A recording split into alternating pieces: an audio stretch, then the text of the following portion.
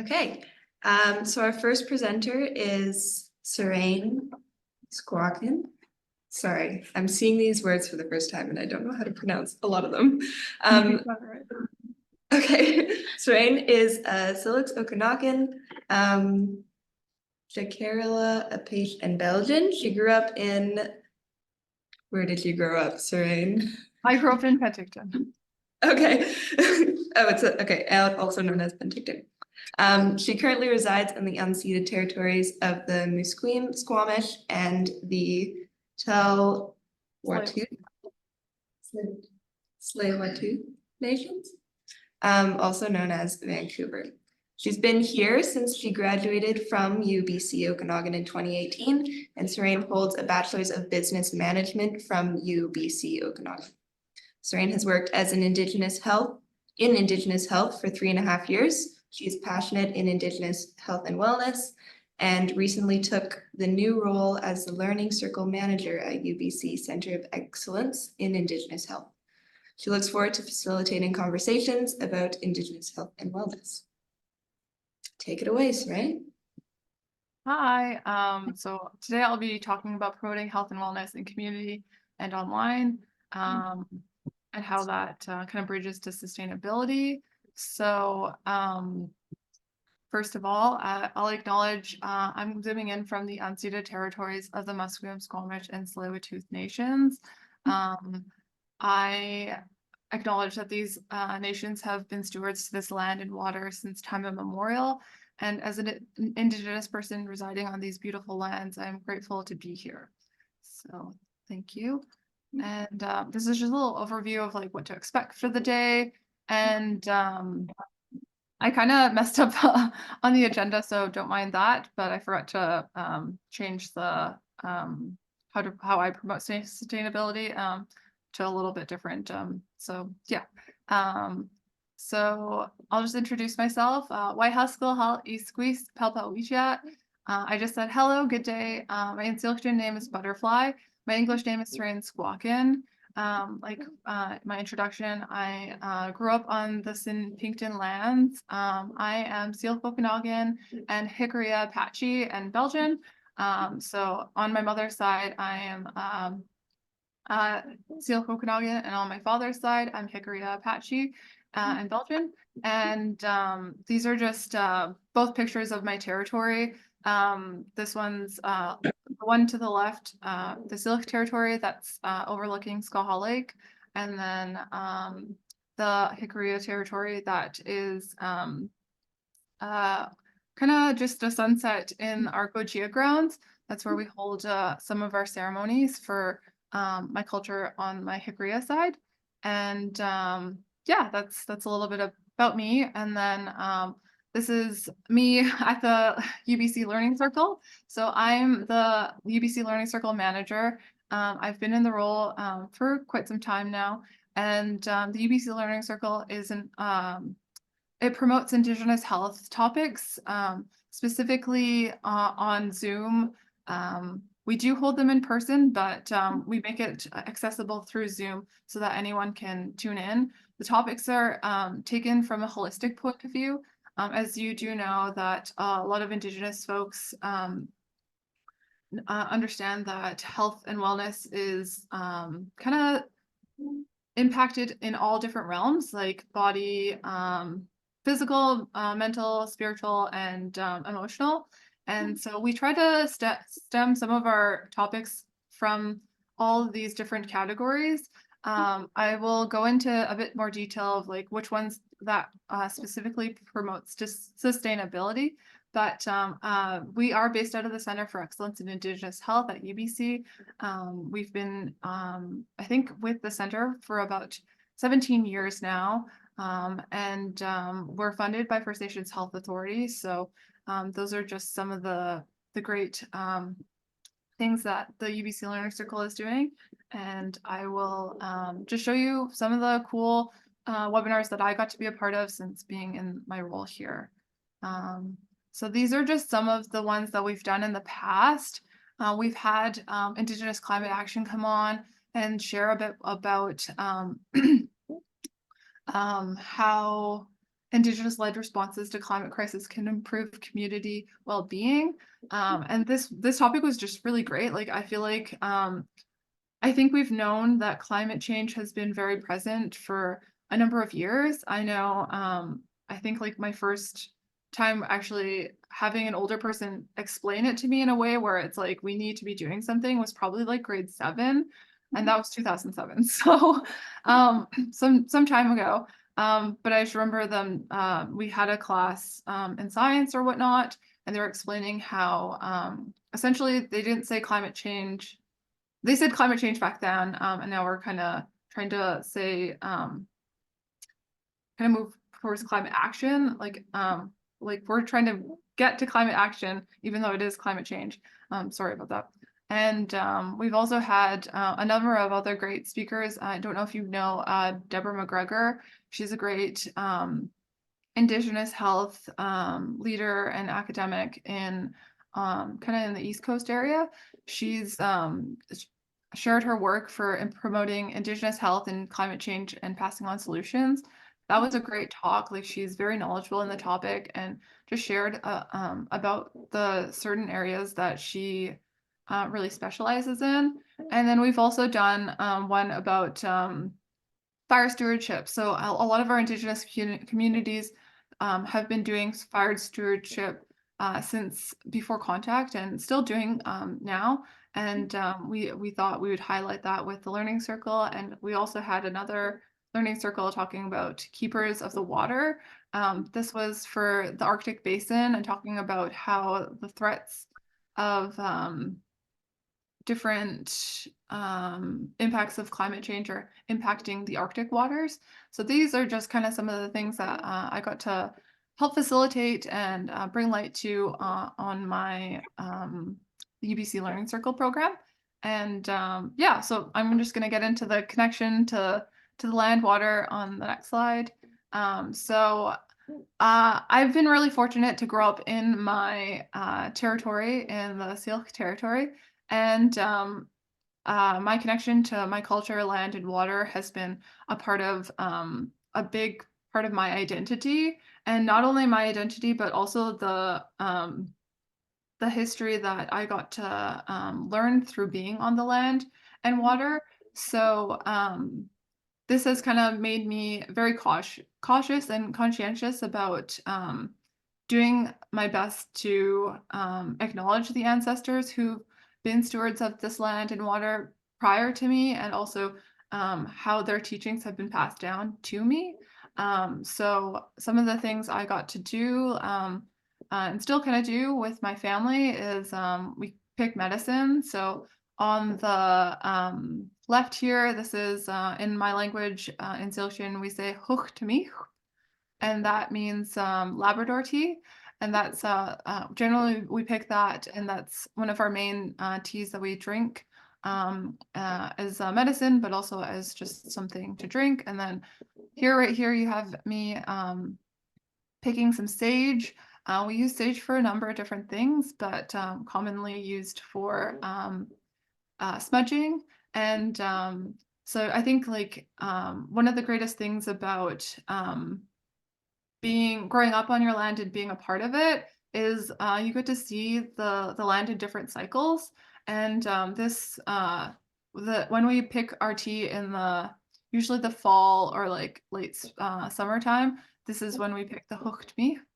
And then we pick this tea in the summertime. So you get to see the land in different realms, and it makes you kind of more aware of why we should be promoting sustainability and how other impacts of like clear cutting or other things do make an impact on the land. So that is why I try to promote it on my channel with the UBC Learning Circle, and also just my work just in general. I've been very fortunate to have and build connections with my family on the land. This is me on one of my birthdays up in the mountains. My family has a cabin up in the mountains, and we try to do our best to be out on the land as much as possible. And this is also on the right is at the Gojia grounds. We kind of saw that picture earlier. And that's where we go for ceremony and whatnot. So a lot of connections and stuff are built on the land. And our food source. So this is just a couple of our main foods that we have in the Seal territory. On the right is some huckleberries. No, on the left is huckleberries, and on the right is speetlum, which is bitterroot. Those are my grandma's hands. She was cleaning them for us while we dig them. And I think the greatest thing about eating the foods that you get from the land is just knowing that you're being fed by your ancestors and the land that's always taken care of you. And it kind of makes you want to take care of it yourself too, like, and for future generations. So that's why I'm really passionate about promoting sustainable initiatives to help continue this journey for our future generations. So I will leave it at that. Lim, thank you. And I hope you guys have a great day, and I will be open to questions.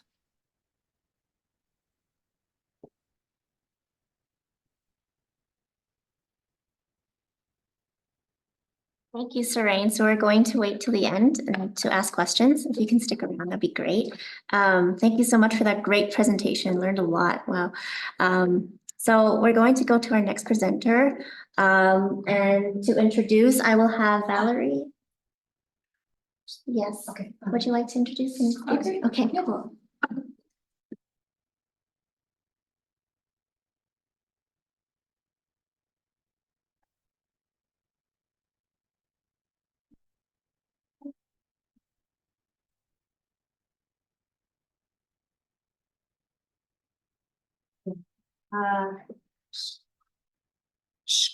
Squawquas, Sunshine, Dunstan, Moore, and Inlakatam and Yakima youth raised in Washington State and Lytton, British Columbia. Serves as the Community Climate Justice Coordinator at Telkamchin, Lytton, BC, NVIDIA.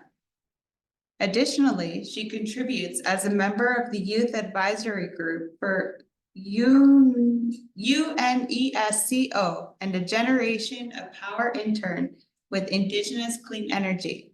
With a background in policy analysis, she completed the Can Study US Fellowship with Toronto Metropolitan University, focusing on energy, climate change, tech, economic, and cultural sectors. Sunshine is actively engaged in the Stockholm Plus 50, S Plus 50 Youth Task Force, co-creating the S Plus 50 Global Youth Policy Paper and contributing to the S Plus 50 Handbook. Passionate about Indigenous and human rights, she tirelessly works to amplify marginalized voices and raise awareness about the climate crisis. Thank you. I should have given you an updated bio. That is, I don't, yeah, so I'll give you an updated bio here and within my presentation. But yeah, that's from about a couple of years ago now. So let me just share my screen here. My internet's very slow right now. So I apologize for if I go out. But we're going to roll with it. So hi everyone, my name is Squawquas, which translates to sunshine in my mom's language, Niklakchin. Today I'm going to be talking about decolonizing and indigenizing the Sustainable Development Goals. I've been working on the SDGs now for about 3-4 years. Specifically within SDG 13, climate action, but at the same time, all the SDGs are interconnected, and you can't really have one without the other. I think that's why they're created that way. But just because something's created does not mean we can improve on it, and I really call for decolonizing and indigenizing them. So a little bit about me. My name is Squackwash. I'm from Kumshin, also known as Lytton in British Columbia. But I currently reside on Algonquin and Anishinaabe territory here in Ottawa, Ontario. I was doing a parliamentary internship for the environment, working within the Senate. But now I'm moving forward with focusing on international climate policy. So these are a few photos from COP28 in Dubai. I've been in international climate policy now for about 2 years. It started with the S+50 Youth Task Force under UNEP, but now it's working more with like the Indigenous Peoples Organization under the UN Framework for Climate Change. And I've worked with Indigenous Climate Action. It's really cool to see that in Saran's presentation. So I've gotten to work with them. And at Videa, I'm the Indigenous Climate and Policy Advisor. So I really focus on decolonizing what it means, what climate policy is, how do we implement it, and how do we ensure that it's sustainable for especially rural and remote communities. So if you know Lytton, little tiny rural town in BC that's been heavily affected by the climate crisis. I was living at home when the 2021 heat dome hit and the wildfire that burnt down 90% of the community. I call that my villain origin story. Just because, sometimes there needs to be a bad guy. And as much as we'd like to think it's the oil and gas company right now, it's not. They have the bigger hand on us. We're the bad guys to them. And I am fully okay with that. I'm fully okay taking down those companies.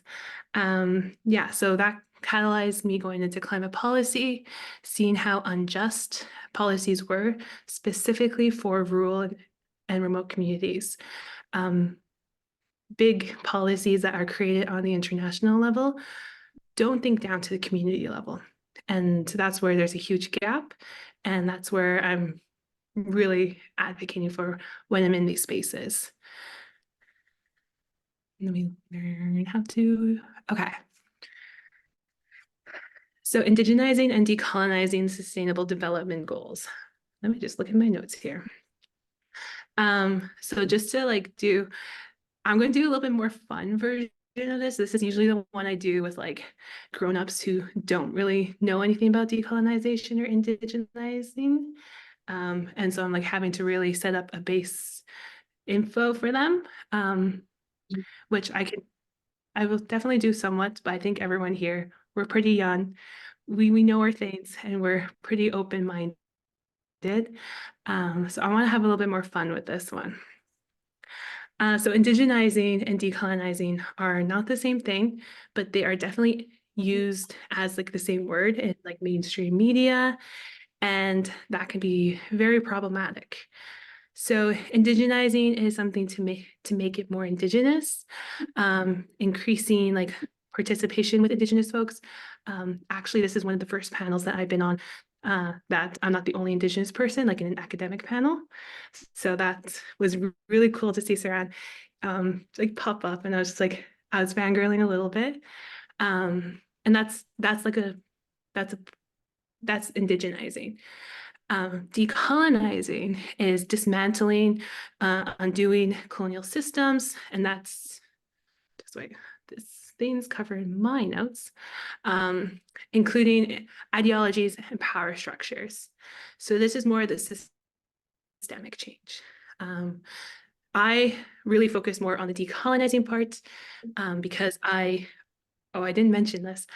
So I'm also on the Environment and Climate Change Youth Council. So there's 10 of us who are like an advisory council to Ministry Guilbeault. So it's on the federal level. I was co-chair for the first year. And that really got me into the government sector on things. And then continuing on with like the UN work. So that's where I solely focus on, is ensuring that we are not continuing to uphold colonial structures. And that's obviously very tough, very not fun work.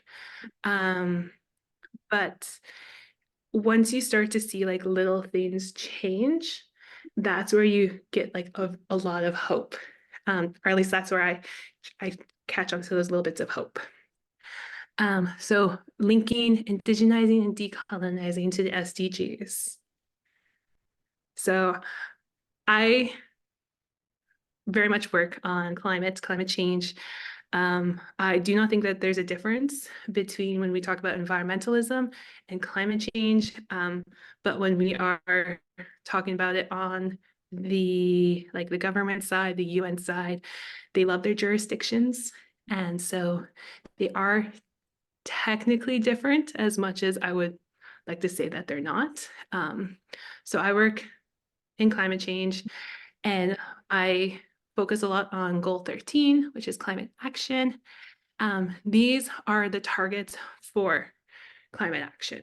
If you were to read these and give them to, say, someone in high school or in grade school, they're very intimidating. You very much would not think that like an 8-year-old can do one of these things because they're very scary. But that's not true. There are definitely like actions that the governments can take and larger organizations can take to put money towards larger projects when it comes to the SDGs. But I don't think it's always recognized how much we're actually doing in our day-to-day life, working towards the Sustainable Development Goals. And that's a big part of decolonizing them. So taking these really big structural, scary looking things and bringing it down to the community level.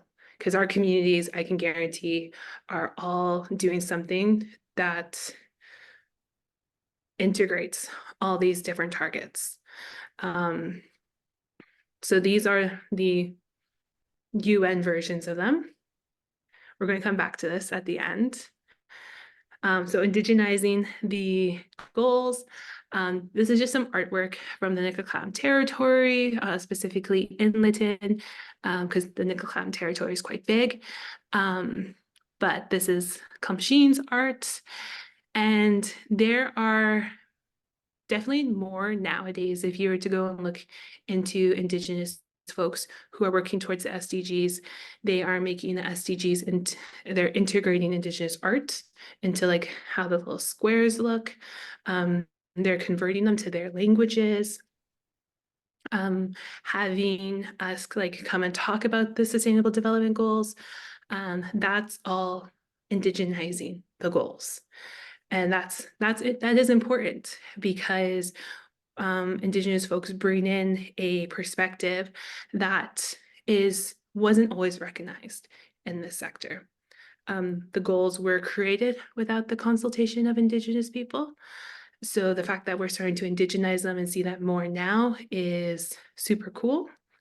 But I think that also means that we also need to continue the fight on being not just surface level, brought in, actually being there from the beginning and being consulted to ensure that Indigenous rights are being upheld within the creation of these kind of goals.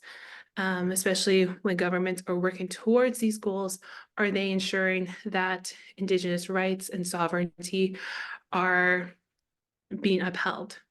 When we're creating policies, or when the governments are creating policies, are they crossing, are they, what's the word? I don't say uphold again because I said that a couple times now.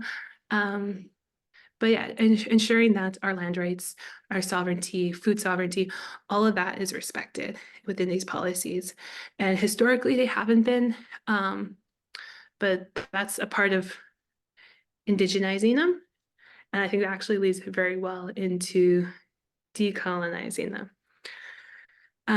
So decolonizing the SDGs is that systemic level change which is a lot harder and scarier. And this is like, just to be truthful, because that's what I do, but it's also some of the most fulfilling work that I've done.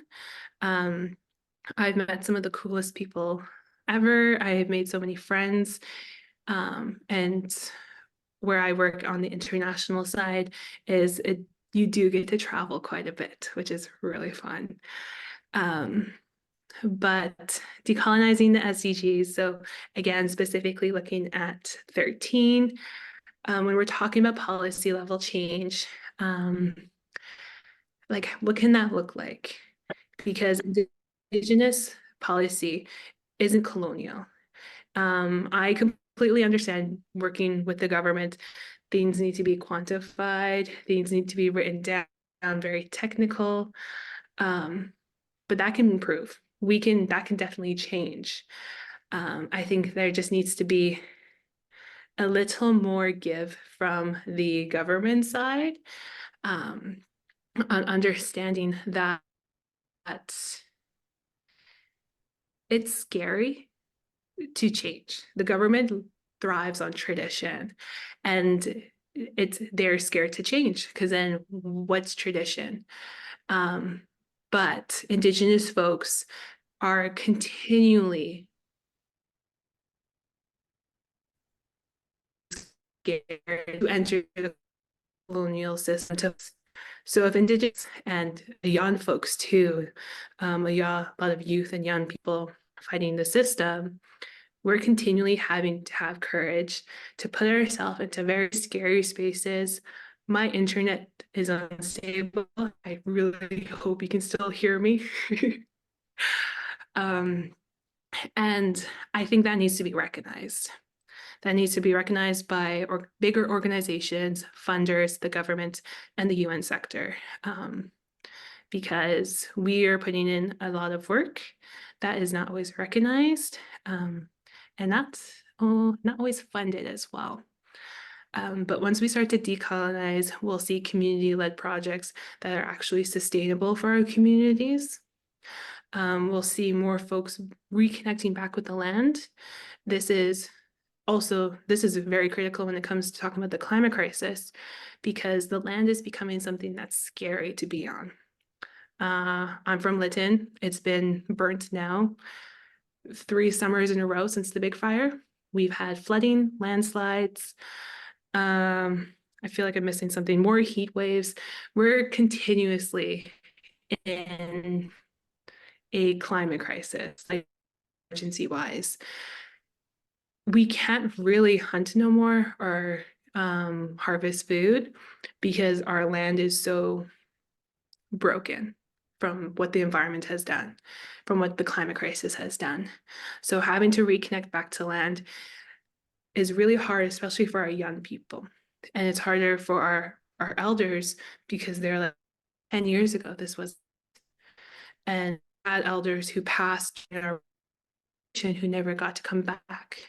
So reconnecting with the land looks different for some people. But I don't think when we're talking about the climate crisis, it's said enough that what does it mean when we're scared to come back? Because what can happen, especially to folks who have continually experienced climate emergencies. And learning and unlearning, I think I've touched on this at the beginning of this little decolonizing spiel. And that's more so for the folks who have the power to make change, but are kind of a little scared to do that. So what will happen if we indigenize and decolonize the SDGs?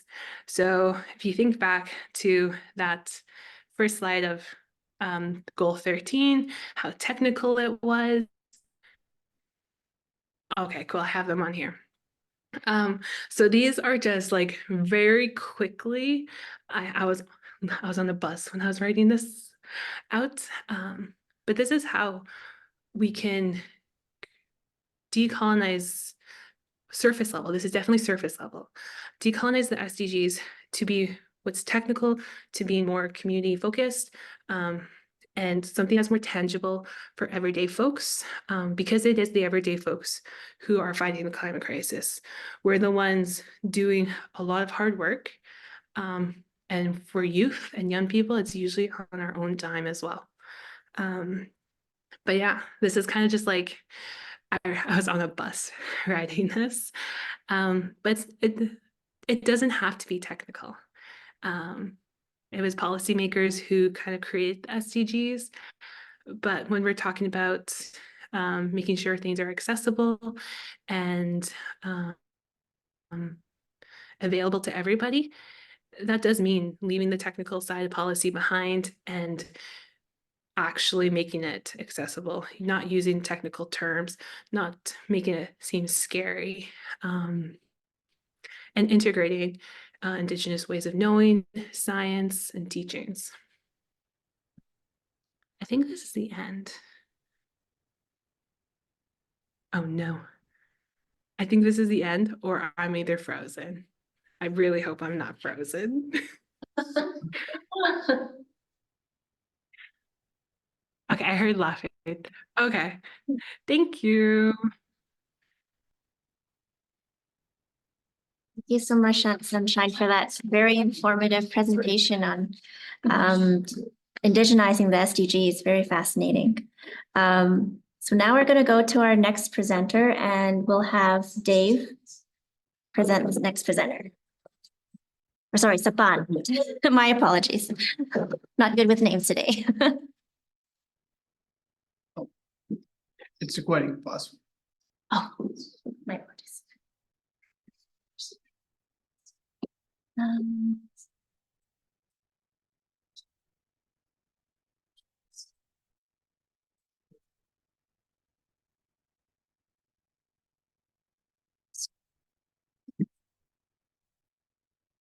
yeah, you can go ahead. So we have our next presenter, Kyle Ross, who is an undergraduate student in the planning program at UNBC and avid cyclist, even in winter. Kyle identified a problem that needed to be fixed. In Kyle's community of Prince George, existing bike lanes pose a significant problem.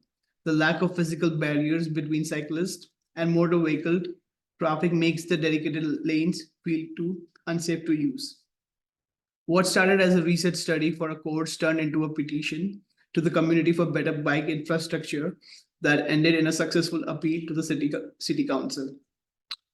Kyle's research shows that around 50% of current car users would switch to bicycle commuting if the option becomes safer, which would result in less traffic, a decrease in annual emissions, a decrease in road maintenance costs, and overall improved health within the community. Listen to a podcast featuring Kyle's experience.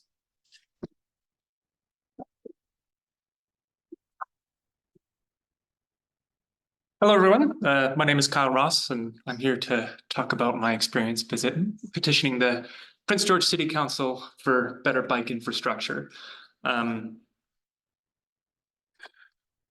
So firstly, I'd like to talk about where the idea for petitioning for bike infrastructure came from.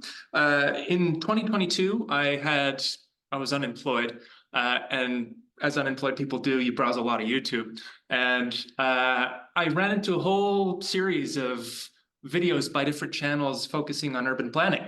I had decided that this is incredible, something worth learning about. So I decided to do a career change and go into urban planning up at UNBC.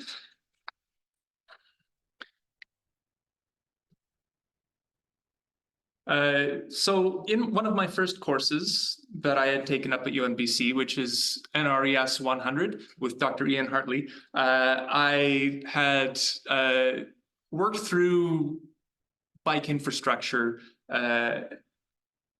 sort of as one of my sort of projects, because it was a term paper to write.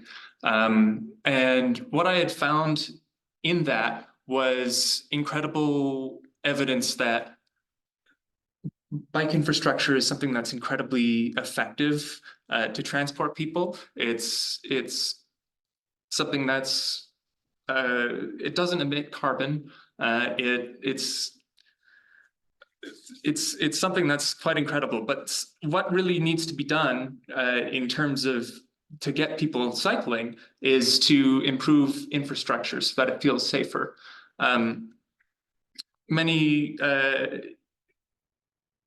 Many plans pointed to having a form of vertical separation between the cyclist and the passing traffic. So that is what I had started to base my petition off of. Along with this, I also had a meeting with a member of Prince George City Hall, and I had talked to them, and I said, well, what about bike infrastructure? And they said to me, well, we're not going to build infrastructure for 30 people. So obviously that made me very upset.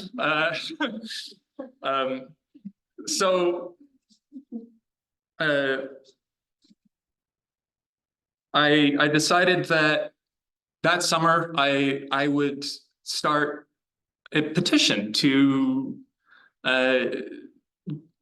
hopefully get bike infrastructure off the ground. You know, I was hoping to have this as like a few years long project for during my undergraduate degree. I can sort of do it in my spare time, and so that sort of started me off on my mission. So I started my petition on change.org. I was putting up posters. Sort of funny story with the posters. I was walking through them with them in the hall a few days after I had posted my petition online. I posted it, and I didn't realize, I didn't think it would get any sort of attention. I was walking down the halls of UNBC. I was tacking up posters. I ran into Olga, who's in the room with us, and she's like, "Oh, are you putting up posters for that cycling group? It was in the paper this morning." I'm like, "What? What do you mean it was in the paper this morning?" So I check my phone. It's in the paper. I'm getting requests for interviews online. Thoroughly blown away by the response. It was within the first few days, about 350 signatures. And it just kept rising. And currently the petition is up to 829 signatures. So really that changed my few years project into a cool summer project now. So I decided to go up to City Hall and get the delegation meeting started right away. And I was out to present on May 31st. But before I sort of get to the presentation to City Council, the information that I had gathered as a student at UNBC was incredible, and it was incredibly useful for me to, during these sorts of interviews and articles, to be able to produce information. And the information that you can access as a student at UNBC is something that's not quite everybody's going to be able to access. So students at UNBC and other universities as well definitely have a bit of an advantage when it comes to having sources that they can cite, and reputable ones as well, because access to articles, as we all know, is kind of weird and expensive. So my presentation to City Council on May 31st, incredibly nerve-wracking. I honestly can't remember what happened and what I had said. Apparently it went well. And I had to go and rewatch it. What had happened in that presentation was that City Council had unanimous approval to send bike infrastructure to their Finance and Audit Committee so that they could look at adding that to their capital plan for 2024. So I went to City Council I got what I want at the first time of asking, did I?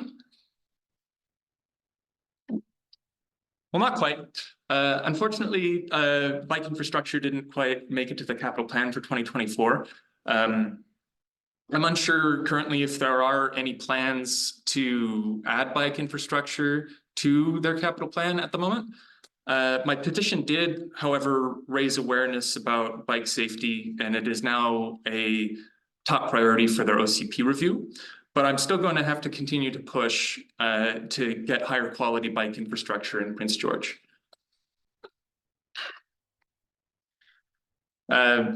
Things I would do differently next time and will do in the future is not take the load all onto myself, because I started something that it felt sort of like this is my thing, you know. I don't want anybody else to touch it, you know. I don't want anybody else to sort of disrupt my vision or whatever for bike infrastructure in Prince George. But really what that has sort of led to is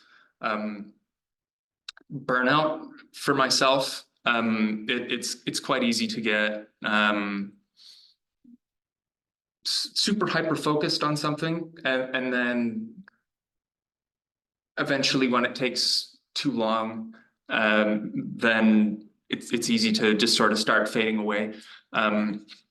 Which hopefully I'm trying to sort of get it kicked up and started again, which I've been talking to Anne as well to hopefully get things rolling again. So in conclusion, well, hopefully I'll learn something.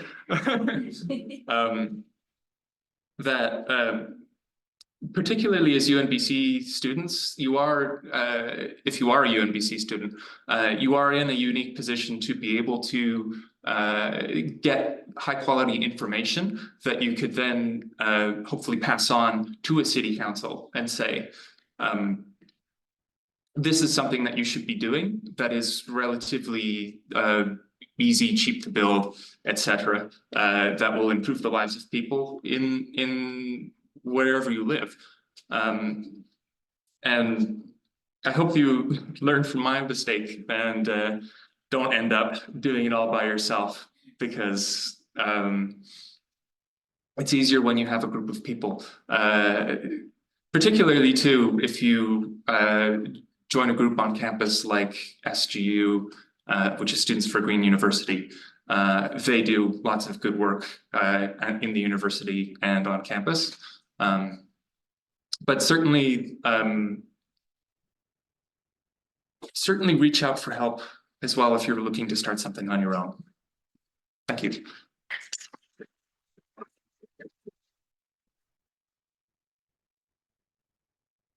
Thank you so much, Kyle, for that very interesting presentation. Really sad that they didn't include in their capital planning as they promised, but nevertheless, it was a great effort and you've done so much already for the biking community. So thank you so much for that. Okay, so our next presenter, we will have Oscar to present. So I will just stop sharing. It's turned off.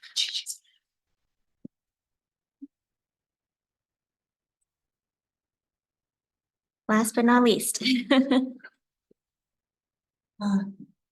Right, Mackenzie here. Drawing from firsthand experience as a community builder, the youngest political party candidate for the Green Party and content creator, Mackenzie is driven by a passion for helping others navigate the digital landscape to make meaningful change. Mackenzie's TikTok account at Mackenzie's Green Life boasts over 10,000 followers and features content centered on political education and self-love. Mackenzie has successfully assisted clients, including political candidates and organizations like the John Prince Research Forest, in simplifying complex topics for social media posts and fostering genuine connection online. With a track record of managing multiple social media platforms and building robust online communities, Mackenzie is committed to making social media a positive and enriching space for all. Thank you, Oscar. Can everyone hear me? Okay, Yeah, cool. yeah, Mackenzie. Perfect. So yeah, thank you so much for having me. I am hoping to just share a little bit of my experience and hopefully inspire some other young people to potentially run for office one day or decide that getting involved in their community in a different way is something that they can do to make a big impact. So I am a UNBC alumni. My degree is in forestry. I started at CNC and did a few years there for the diploma program, and then I transferred up to UNBC. And I quickly realized that I liked the public engagement courses more than any other courses, and I didn't really want to work in the bush alone all the time.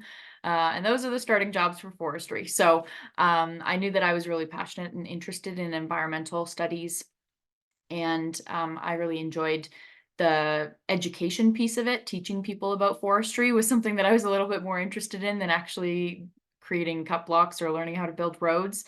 I wanted to do the opposite. I wanted to learn how to change the policy. And I quickly learned through my courses that that came through politics. So I decided to start a Green Party campus club at UNBC, and it grew very quickly. It's no longer running. It was just kind of like a political party campus club that pops up during elections. Conservative Party had the same thing happen. Lots of history of that at different campuses. So I started this club and it grew very quickly. I had already known some local politicians from work when I was younger through 4-H. It's a youth organization with like based on agriculture, and I grew up on a farm. And so we would invite the politicians to the auctions and teaching people about agriculture. So I knew them, so I invited them to our Green Party campus club meetings, and we rented too small of a space 3 times in a row. They were like standing room only because people wanted to come and meet these politicians in a relaxed environment that wasn't scary to go to a city council meeting and like sit in the audience and try and figure out what they're saying. And it was just a big Q&A. We didn't have an agenda. We just said, we just want to meet you. And it was really accessible. People could just drop in. We had snacks, we had food, just trying to get young people a little bit more interested in politics. And it wasn't green politicians, they were just local politicians, but I wanted something between. Like the Students for a Green University Club was amazing, and I went to a few of their meetings, but it wasn't as political as I wanted it to be. So I started that because of that kind of desire of something in the middle that I was looking for that I didn't see around me. And so, yeah, it was a very successful club, so much so that the Green Party of Canada noticed and was like, oh, have you thought about being a candidate? I was like, what? I'm working on my degree. I have never been involved in politics. Sure, I like talking to people. I don't mind public speaking. I enjoy this part of it, but I don't know if I would be the right fit. And so after a lot of convincing and a lot of support from people across Canada offering to, do Zoom calls with me to teach me what it would require to run for office and all of that sort of stuff, I said yes in 2019. So I had about a 4 or 5 month long campaign for that 2019 federal election. And we increased the vote substantially, which was amazing. We got 9.16% of the vote. The goal is always 10 when you're a small party because you actually get half your funding back. So if all of our expenses totaled $10,000, for example, we would get $5,000 back if we hit 10% of the vote. So when we were watching the votes come in, it like went over 10% and we all cheered and were really excited, but then more votes came in because it wasn't done yet and it dropped down a little bit. So yeah, it was like very exciting momentarily. And then we were like, okay, well, still very successful. The election before that federally, I believe it was at 3 or 4%. So substantially increased it, which was really exciting. And just had the opportunity to talk about things that don't really get talked about on the political debate stage in Prince George as often, talking about sustainable forestry, local agriculture, things that were my background that I really enjoyed, and having a youth perspective, because as we know, all of our politicians are not as youthful as they once were. I am friends with them, and so we joke about it a lot that I was the youngest candidate in the riding. We have pretty good relationships I have pretty good relationships with most of them. I see them around town and know that I now kind of have their ear if something comes up and I see something in the community that I believe deserves a little bit extra attention. You know, I use my platform online to talk about it, and now I can also use my relationships with people in town, city councilors, MPs, MLAs, that sort of thing. So whichever way is the easiest to kind of create that change, is what I encourage people to do, as long as it doesn't result in burnout. So I'll kind of keep going chronologically, and then we eventually get to burnout where I'm at now. So the 2020 provincial election was called as a snap election. They gave everyone like 40 days notice that they were bringing in for the provincial election day, excuse me. I'm like borderline have a cold, so I'm like dizzy and slightly lightheaded, so I'm trying to keep it all in order. So yeah, I thought that I would have 4 years before I would have to run in the next one, because I really enjoyed running. It was a really good learning experience.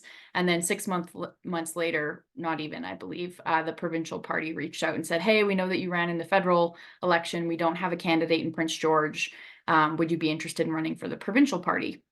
And they're separate. The BC and federal Green parties are separate. They don't like share membership like other parties do, like the NDP. They actually share membership. So if you pay for one, you're in the other as well. And they have very similar policies and things like that. So totally separate, similar ideology, similar values. But yeah, so they reached out to me and asked if I was going to run. And I said, well, I guess I already have the lawn signs, don't I? So yeah, so I decided to say yes. I really, really enjoyed running for the BC Green Party. The current leader, Sonia Furstenau, had just gotten into office the week before, and then they called the snap election, and the NDP and the Greens, the NDP had kind of broken a promise in their their understanding that they had. I'm forgetting the words of what it was called, but anyways, they had a working relationship together, and the NDP said, just kidding. So they called the snap election right after Sonia got leadership to kind of make sure that we weren't ready. And, you know, if that was intentional or not, who knows? So they tried to get as many candidates as they could across the province. And because I had just run, they were really hoping that they could find people that were able to kind of pick it up and didn't need months and months of teaching you how to run, that sort of thing. So I ran in that election, and that one was really successful. Still amazing learning opportunity. The door knocking and creating content on social media to teach people about politics was my favorite part. That was what I wanted to spend most of my time doing, not going to debates, because they're scary and intimidating, and a lot of imposter syndrome comes with that, and not feeling like I know enough about every single policy compared to the MPs that are elected, right? I'm sitting next to someone who knows the ins and outs of that entire policy. So when we get a question, I'm like, yeah. So there was a little bit of that, you know, a little bit of not feeling like you know enough to actually do it. But that's what we need. We need more people kind of doing things imperfectly before they feel like they 100% know everything, because you're going to have a team. Like if I was to have won, I would have policy experts on the team. I don't need to be the expert in every single possible thing, because I can't be. That's impossible. No one can be. So that's why you rely on a team, and having community is so, so important. So, you know, I would do my best, and I would do my research, and people, I think, appreciated that authenticity when I would stand up and say, I don't know what that is, but I will get back to you, or I will, you know, look it up later and email you. People really appreciated that. And I appreciated that, to be honest with myself, and to kind of show people that you can run for office even if you don't feel like you know everything about foreign policy, right? But you really care about your community. That should be the point of it. And you can learn the other stuff as you go with your team and rely on them. So that's kind of how I approached it. And some people, you know, have different approaches, but that's kind of how I was able to do it. So yeah, so I ran in that election, and I think we got 13 or 14% of the vote that time. So that was really exciting, because we got some money back, so that next time it's not, the coffers aren't empty. Yeah, thank you. So it was really exciting. And during that, I was trying to finish my degree. So then COVID hit, and I graduated online in my grandma's basement. I was living with her, trying to take care of her during COVID, so she wasn't alone. Really started to focus in on community, because during COVID, things were really, it was really difficult to connect with people, and I really enjoyed that. part of it. So I use social media a lot to talk about the things that I was passionate about, teach people about politics, and I wasn't the candidate, and I kept doing it because there was no like ulterior reason, right? Like I wasn't trying to get their vote. I just wanted to teach young people about politics in an accessible way to try and get more people out to vote, get more people interested in trying to create change in their communities. So that was really nice and really great learning opportunity. And COVID hit. And then after COVID, in 2021, I was asked to go and help run an election in Victoria because I decided I wasn't going to run in 2021 in my riding. I needed a bit of a break. And so I'm glad that I took that. And so I went down and moved to Victoria for 6 weeks and helped run the Victoria Green Party campaign. I was the candidate assistant, so behind the scenes this time, and the social media coordinator. And it was a really great learning experience to be on a bigger campaign and to not be the candidate. You learn a lot of behind the scenes stuff that I could kind of bring home and share with people here so that we can repeat results and, you know, try and make it a little bit better every time. So that was really successful. And then I came home and I was really missing doing the social media part of it and educating people and teaching people. And I thought, okay, I don't know if I can make money posting content about politics. Like, I don't know how I'm going to, you know, make enough money to live on that, but I really enjoy it. So maybe there's other organizations that are looking for that I align with, that I can use that expertise in that thing that I love doing. So I had a summer job with the ECHO Network, which is run through UNBC. And I pulled it up because I forgot what it stood for, but it stands for Environment Community Health Observatory Network. And so I did a little bit of like communications with them. And then I did the social media for the John Prince Research Forest, trying to turn their technical scientific papers into engaging, easy to understand social media posts. So that was really fun and a bit of a challenge. And I got to look through wildlife footage all the time and post those videos and photos and teach people about the wildlife on the research forest just near Fort St. James. And when those summer programs, the kind of grant money ran out, I wanted to keep doing it. And so then I decided to start my business.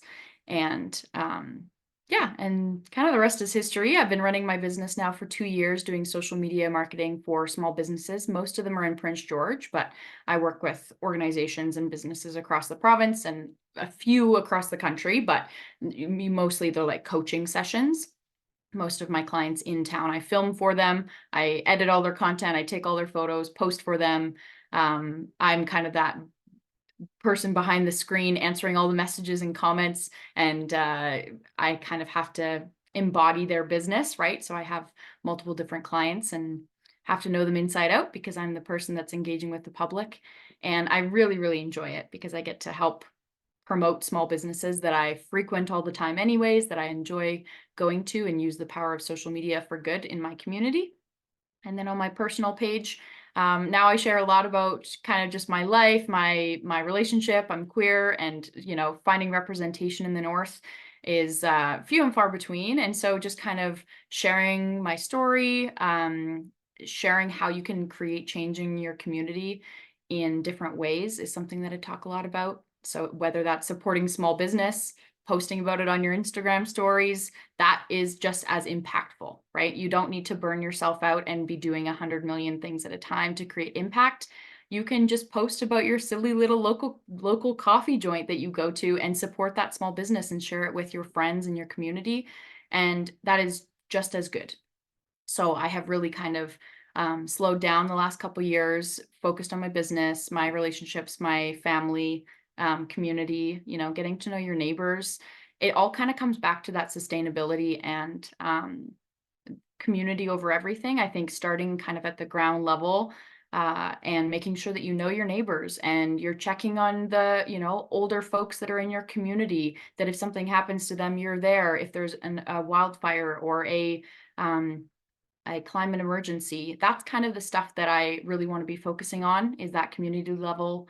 You know, we're going to be going to the library to get some seeds for the seed library for our garden and grow food for our neighbors. And I think that we need people doing those things at every level, whether it's the federal or international level or local level. And so I'm kind of going down on the like pyramid of locality, I would say. So like instead of being federal and provincial, now I'm kind of hyper local, and I'm really enjoying that a lot more. I find that I can live a bit of a slower life and focus in on the things that are really important to me. So I hope that gave a little bit of context, some inspiration. But if you have any questions, feel free. I love sharing about it and sharing kind of how I've got to where I am today. So thank you so much for inviting me. And I'm really grateful to be on this panel with some amazing panelists. So yeah, it was really nice to meet you guys and see everyone there. Thank you.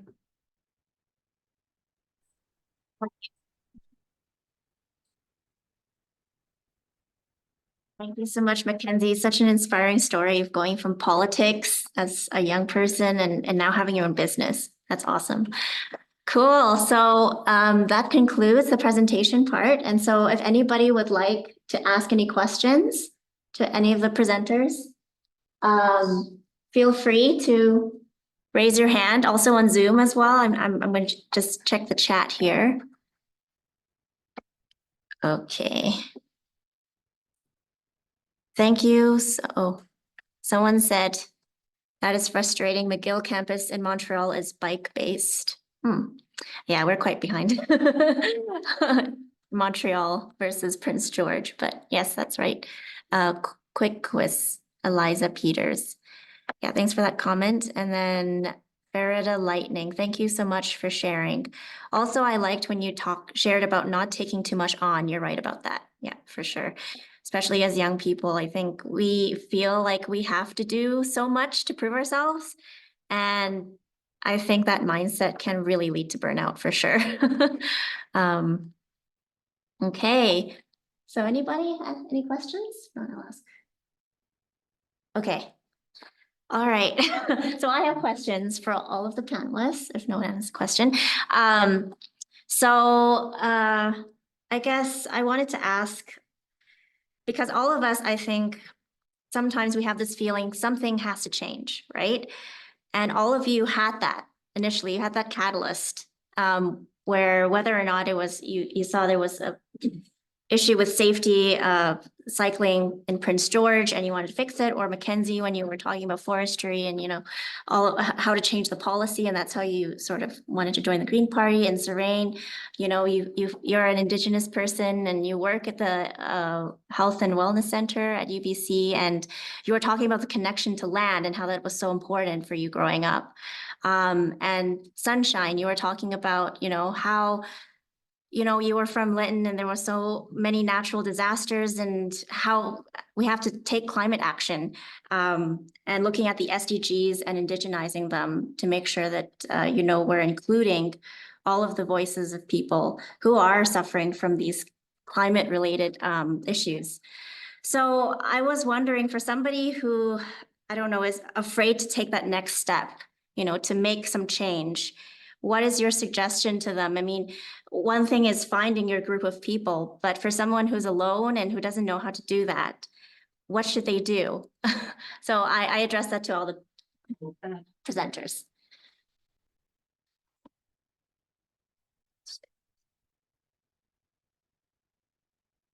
I can jump in first here. This is one of my favorite sayings, and I say it to myself all the time, is do it scared, because it is scary work. It's very lonely work at times as well, especially as a young person, a young woman, and Indigenous at that. Do it scared, because either you're not going to do it, and your perspective is so important, and a lot of people will be missing out because of fear. And as soon as you get over that little bit of fear, because it's not scary all the time, it opens up a huge world, and cry. It's overwhelming work. The climate crisis, environmental crisis, it is very overwhelming. And crying is a completely normal emotion to something as big as these crises. Don't let them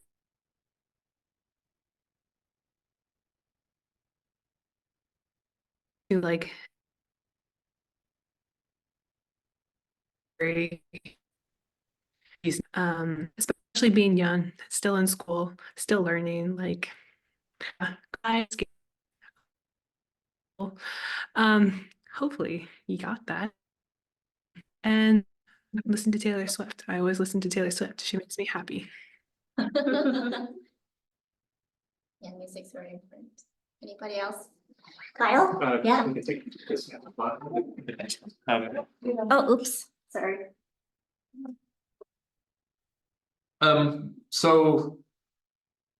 Yeah, I have to agree with the do it scared mentality, because that's the place of raw emotion. And that fear is what actually gives you the drive to continue.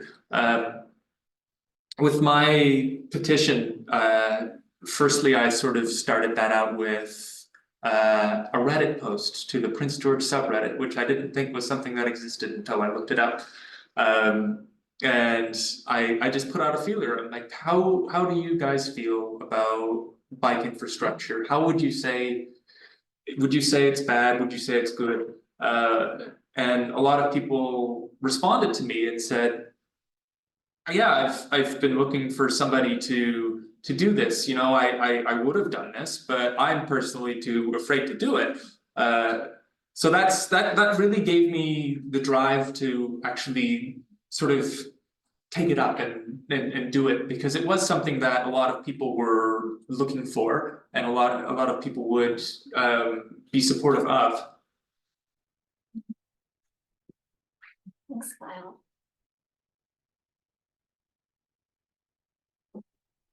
Oops.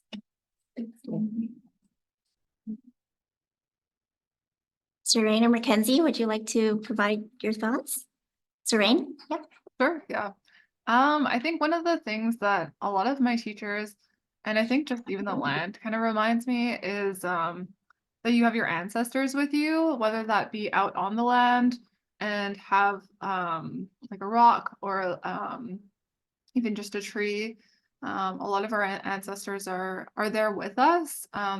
They stand behind you. So even if you are afraid, or if you feel like no one will support you, that knowing that your ancestors are there. And I think that's why it's important to have that connection with the land, whether you're scared or not. The land will provide you with kind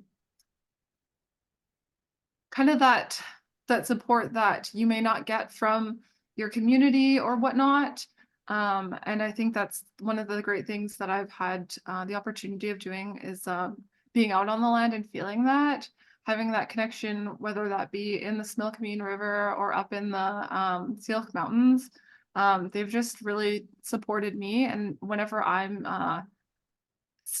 in one of those situations where I feel like I don't feel supported or I feel alone, I know even just looking at some of these pictures, or even just thinking about them and being out on the land, has really encouraged me to know that my voice is important, and that my message is not only for me, but for my ancestors and future generations. And that's one of the great teachings that I've been taught through my family, my community, and the land. And I'm really fortunate about that. And I really hope that many of you are able to have that feeling, or even feel that sense of groundedness. So that's my recommendation. Thank you, Serene. Really good advice. Mackenzie? Yeah, sure. I heard Kyle mention it too. The power of social media is amazing. If you feel like you're alone and you're really interested in a certain topic, whether that's sustainability based or not, you will probably be able to find a community online that is interested in that same thing. So even if they're not in your town, even if you live in a rural place like Prince George, it's semi-rural, or somewhere more rural than that. I grew up in the Yukon. I moved here when I was 9. So I'm definitely used to the small town vibe. And so the power of social media can be really impactful to build a community and to have that support system around you of people with similar ideas to help you get started if you're thinking of starting something or really have a passion project or want to get involved in something. There's probably someone already doing it as well that you could join. You don't have to try and start everything from scratch.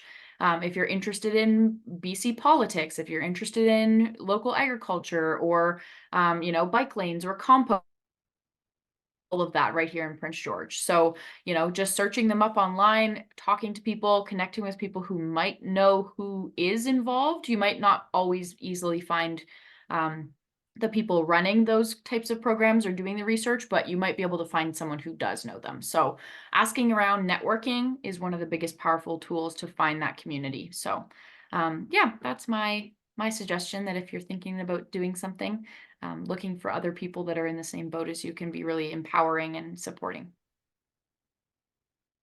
Awesome. Thank you, Mackenzie. Any questions? No? Okay, yeah. Valerie? Yeah, sure.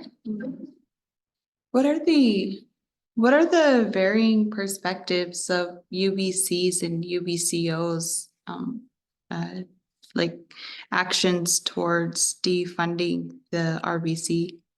Like, cause UBC, like there's two groups at the UBC that, are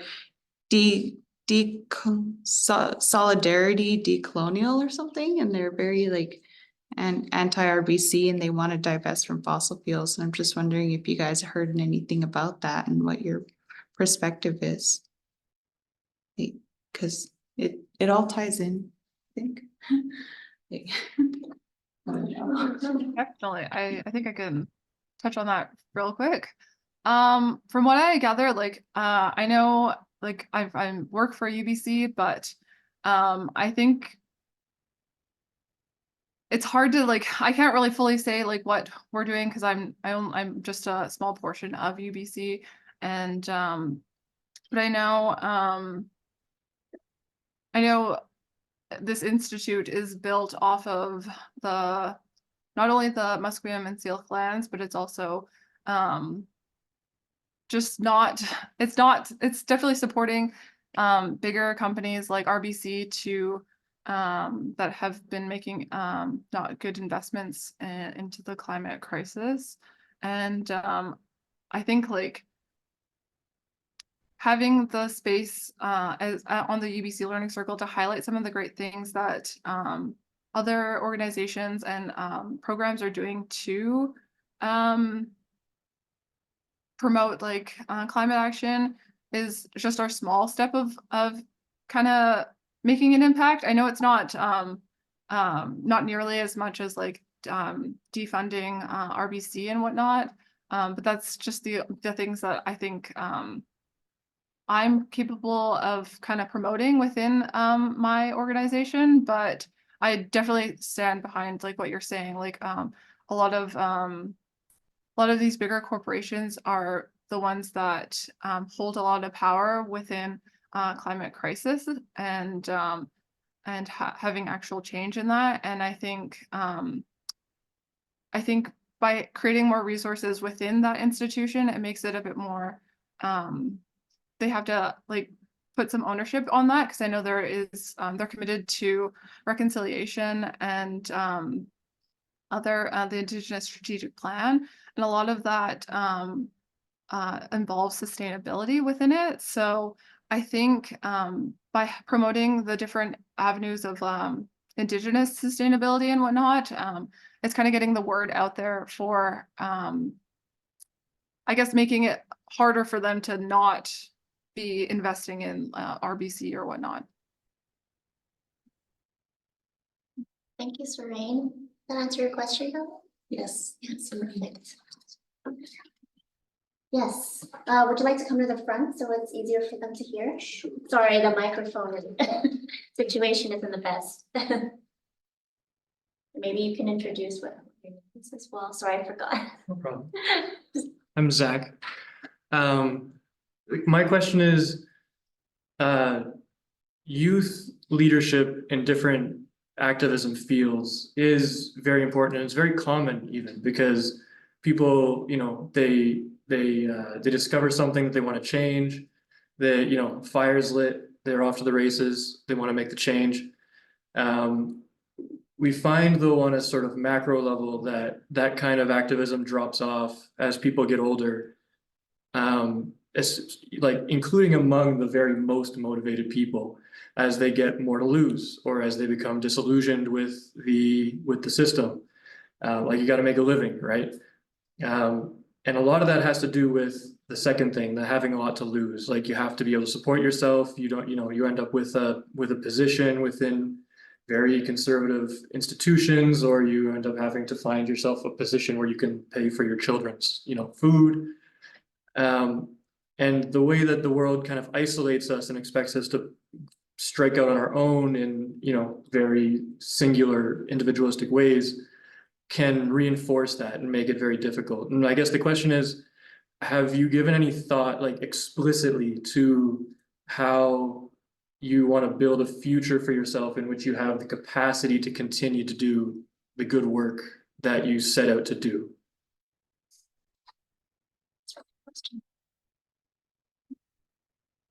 Anyone want to start? Sure. Okay, Kyle will respond to that first. Oh, okay.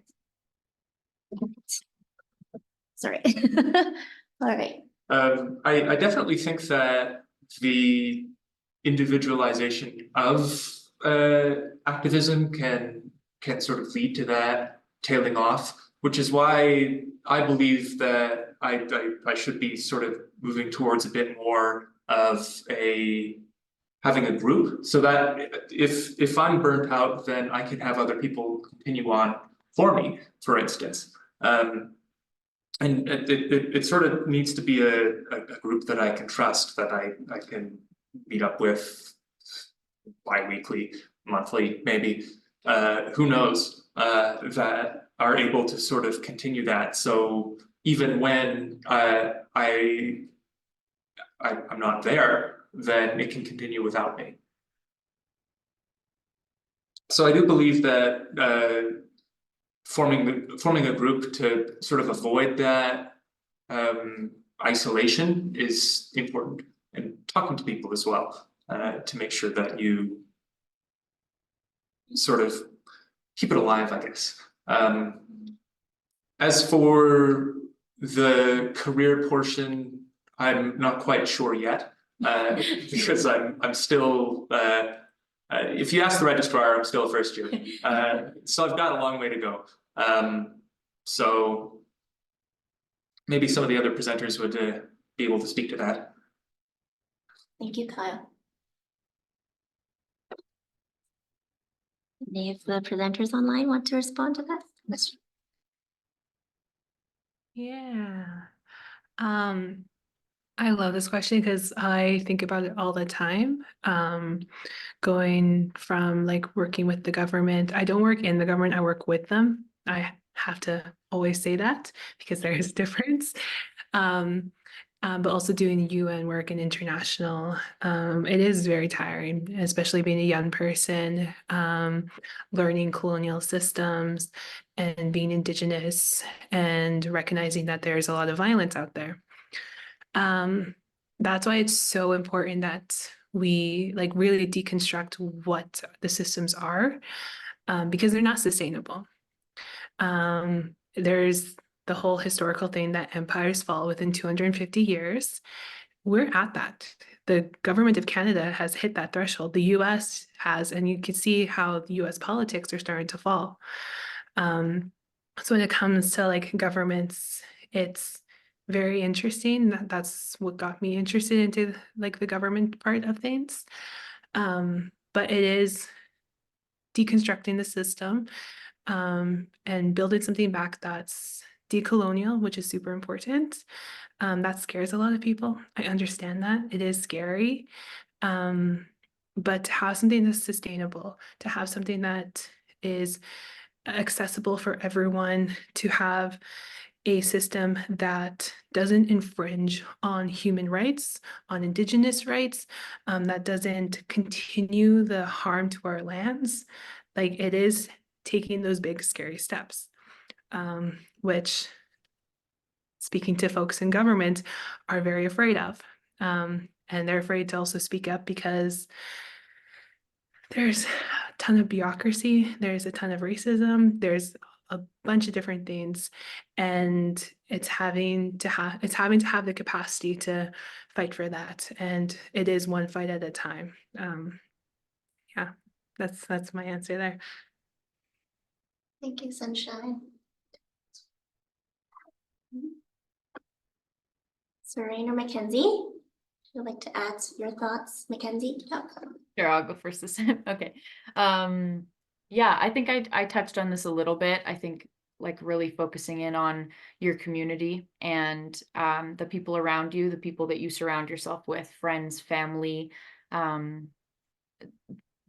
Because agriculture is such a big part of my life, it comes back to food for me. And I think that growing your own food, or at least learning how and knowing how, even if you don't have space because you live in an apartment, starting up a local community garden. There's lots of them already started. You can just go and join one, right? Behind UNBC, there's the PG Perg gardens, and they have food boxes and sustainable, locally grown food. Getting involved with systems that can help with, both your mental health and the sustainability of your community can be the best way that you can spend your time, I think, to make sure that it is sustainable for the long term. I think a lot about this, of how I can, I love Prince George. I want to stay here, live here, raise my family here. So how can I make it the best place to be? And I think about that a lot. So I focus on the people that I surround myself with. And yeah, I have very like solar punk commune life goals, that kind of thing. So we'll see if it actually gets there, but that's kind of my dream, is to, have land, grow food sustainably, surround myself with the people that I love. I think that kind of, going back to that is one of the best ways that you can live, and like one of the most sustainable for the earth and your mental health. So that's kind of my plan. And I have burned out from being so involved at a young age. And so I kind of wish that I had staggered it a little bit. Sometimes that's not possible because there's snap elections and there's no one else to run, and you really want to, because otherwise those things don't get talked about. So sometimes you feel a little bit forced, if you're a young person, to get involved because no one else is going to do it at that time. But sometimes it might be okay to say, that's okay, I'll do it next time. There can be a gap. I don't have to do this every single year, or I don't always have to be the chair of this board, or, other people can help me out. And not have that weight just entirely on your shoulders, that you're the only one that's going to keep things running or has the passion to bring it forward. If there's a little bit of a break, there's a little bit of a break. It's better to prioritize your mental health for the long term, so that you don't put all your energy at the beginning and then completely stop and not have any interest in it later. So I would say it's better to pace yourself than, better to run a marathon than sprint. But hindsight, right? 2020 now, I would do some things differently. But that's kind of my recommendation. Thanks, Mackenzie. And Serene? Yeah, I think just echoing everyone on the panel here. I think having a strong sense of community, and also just knowing your own capacity and capabilities. I think utilizing your resources. So whether that be if you're taking a break from being in a leader role and stepping back to better support your mental and emotional goals for that year, really kind of puts the focus on not only sustainability for yourself, but for your community. I think it's very strong for any leader to step down when they need to pour more into their own cup. So I think as long as you're looking after yourself, then you're able to take care of more people. And like I said before, having that connection with the land, even if it's just going for a walk outside, whether that be out in your city of Prince George, or if it's out in the woods, or even if it's in the mall, you know, it's so crazy how like the mall was once the outdoors. It's made of all the resources from the land and water and whatnot. So I just encourage you to take care of yourself and know your own boundaries and set goals that work for you. Maybe that goal is to achieve a community garden, like what Mackenzie was saying. Maybe that goal is to maybe speak up about bike lanes in your community, or even going to the UN and talking about some bigger issues. That can be some goals you can set, and it doesn't have to be within that year. You can plan for a longer term, maybe 5-10 years. I think the goal is just knowing that you're always making that step forward. It may go off to the side, to the left or the right, or even back, but at least you're making a move. And just being conscious about what you're capable of doing. We live in a capitalistic world, and a lot of the times we don't get to take care of ourselves. And I think that was the main thing in the conversation. The question before was saying how to do this sustainably. I think in a sense where you can still have the resources to support your family or even just yourself. So if you have to take on a role that is not in line with what you're meeting in another area, then maybe just designate some other time towards that goal in another area. I think all of us, like in the long run, would love to live in a world where we can have a job that is not supporting capitalism, but I also realize that that's unrealistic. Like we have to make our means to survive, and I think a lot of Indigenous peoples face this within community. Like a lot of the people in my area work for a mine, and it's the only way to sustain themselves because of living in a rural area.